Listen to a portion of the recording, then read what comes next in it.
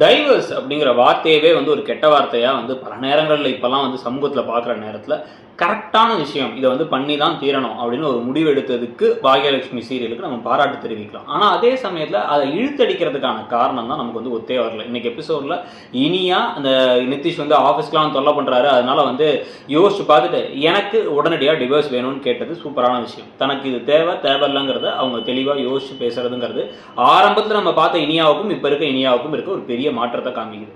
ஆனால் அதே சமயத்தில் கோபியும் பாக்கியாவும் வந்து இல்லை அவங்களால பிரச்சனை வரும் அப்படிங்கிறதெல்லாம் வந்து முட்டாள்தனமாக இருக்குது. நம்மளுடைய கமெண்ட்ஸ்ல டாக் கேர்ள் வந்து கரெக்டாக சொல்லியிருந்தாங்க. என்ன அப்படின்னு வந்து பார்த்தீங்கன்னா பேசாமல் ரெஸ்ட்ரைனிங் ஆர்டர் அப்ளை பண்ணால் போதும்ல அப்படின்னா நல்ல கேள்வி அது. இந்த மாதிரி பல விஷயங்கள் இருக்கும் பொழுது இதுக்கு நடுவில் எப்படியோ வந்து யோசிச்சு இனியா என்ன பண்ணுறாங்க, டக்குன்னு தாலியவே கழட்டி கீழே வச்சிடறாங்க. ஸோ இந்த இனியாவுடைய சாப்டர் தான் இந்த கதையுடைய இறுதி முடிவாக இருக்க போகுது அப்படிங்கிறது நம்ம கொஞ்சம் தெரிஞ்ச விஷயம் தான்.